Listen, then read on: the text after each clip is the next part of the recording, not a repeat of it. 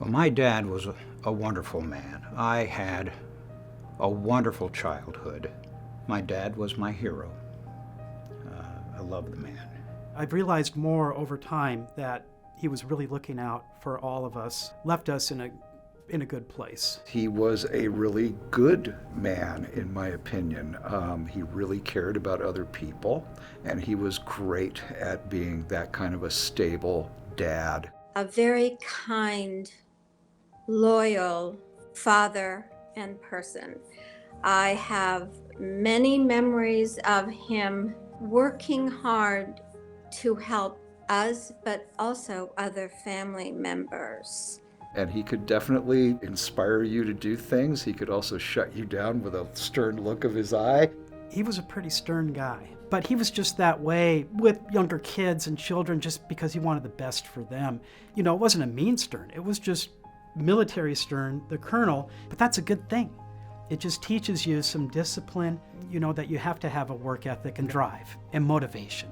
He was a lot of fun, particularly in our early years. He always set the example. He was firm. He taught us to take responsibility for our actions. Sacrificed so much for us kids so that we could have a wonderful childhood. His mom passed away in the flu epidemic in 1919 when he was only 4, and his grandmother passed away too. Before he finished high school, his stepmother kicked him out of the house. And so he lived with another family and finished high school. At age 14, he left home and went out and worked on a farm, because that was 1929 when the Depression hit. Sent as much he could as he earned back to his father to help support the rest of the family, working on this farm at age 14. I was always aware from a very early age how much he cared for people in his extended family who needed him. And I think that is so rooted in what he had gone through in his life. He had been attending North Dakota State University and was just a few credits shy of graduating at that point in time. He felt that, you know, with his college education, that he could be an officer. So he applied to the Navy, the Marines, and the Army. And they all turned him down for an officer's commission because he had this height issue. He was only, 5'4". But the Army Infantry took him as an enlisted man. Dad was going to serve, by gosh. Everyone at that time wanted to serve. It was their patriotic duty. I believe that is what motivated Dad. I would think he wanted to do his part. There's the war, there's the Nazis, and we got to go fight them. I don't think any of them wanted to, but they did, and they signed up and they went. His TAC officer saw a spark in Dad, recognized it, said, you need to go to OCS, Officers Candidate School. In October of 1942, he completed Officers Candidate School and became a second lieutenant in the United States Army. September 22nd, 1944 was the day that he had the firefight that resulted in him receiving the Congressional Medal of Honor. The day before, they had gotten to this town in northern Italy called Firenzuola, and they had moved beyond the town, and they attacked this entrenched hill position. As the Americans advanced, this German hilltop position was pinning them down, and they got pinned down just about a mile and a half out of Firenzuola. So they attacked that day, and there were some pretty heavy U.S. casualties. That night, my dad was called into the headquarter unit, was told that he was the only remaining first lieutenant, and that he would have to lead that same type of attack up the hill the next day. Most of the other first lieutenants were either disabled or killed or just not able to do it. He said, I thought I was dead anyway. I went to my commanding officer. And his company commander said, I need someone to perhaps try a different way of getting access to this hill. And a couple other soldiers volunteered to go with Dad. The Germans were definitely not expecting company. The hilltop was considered unapproachable from a frontal attack due to the advantage of their gun emplacements. An attack from the rear, little better than a sheer cliff, was also impossible by any sizable number of troops. But there the four of us were, after scaling the cliff, ready to peek and sneak into the enemy's lair. He left them behind a large rock. There was a machine gun not far from it. and Dad assaulted that machine gun. He ran into it, firing his weapon from his hip, taking the crew of the machine gun by surprise. They fired at him, but it was wildfire and they missed him, thank goodness. He grew up in a house speaking German, and although he didn't really calculate it, his initial response was to yell at them in German. Luckily, I can speak fluent German. It was the predominant language in my home and my hometown in North Dakota. The guttural sounds exploded out of my mind and my mouth the madder I got.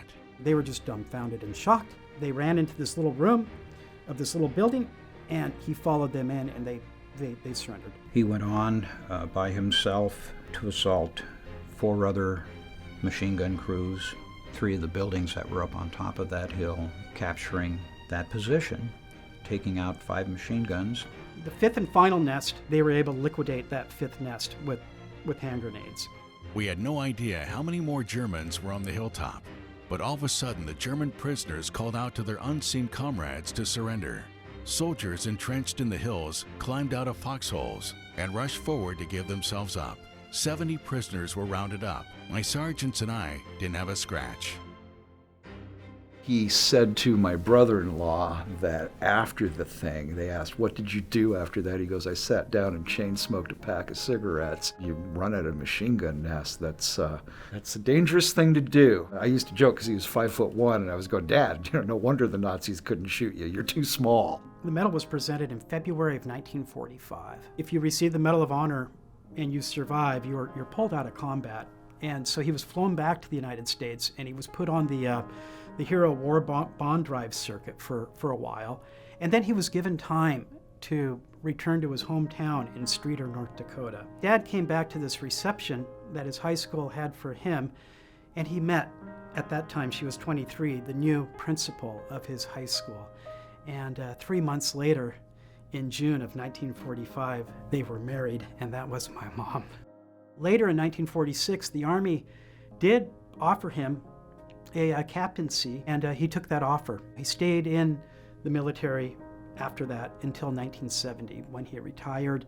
I realized at a pretty young age that my dad was something special and a highly decorated war veteran, but it probably wasn't until I was, 12 or 13 that I really read about what he did and really started to comprehend.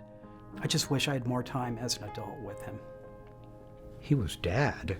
He wasn't a war hero. I knew he was, but he was my dad.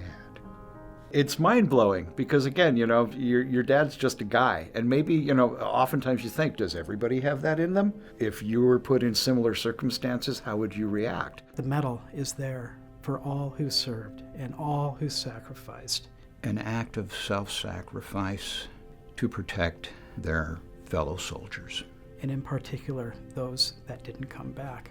We're very proud of what he did. It says a lot to me about what some people are willing to do to try to make the world a better place. Fighting Nazis is a pretty righteous thing to do, in my opinion. Great deal of pride, of course, and love, and appreciation for what he went through. He'd said to me many times, he said, "Robin, so many men performed acts of valor and never got recognized for it. I was just doing my job." My dad never encouraged me to be in the military. It's just something that I wanted to do. And I'm sure it's because of the influence of my dad and admiring his service. What Dad did, it was awesome. These men come down and they tell the commander about that, and the fact that such a small group was able to take out this defensive position, it's above and beyond the call of duty. He taught me a lot about service beyond just military service. It's not what you do to serve, it's just the fact that you serve. You're fortunate, you've had things happen, you're now in a position where you can give back, and that's your duty, and that's how you serve and continue to serve. Community, family, these are things that last in life. The struggles that he had to go through, he just wanted to make sure that things were easier for the people that he loved.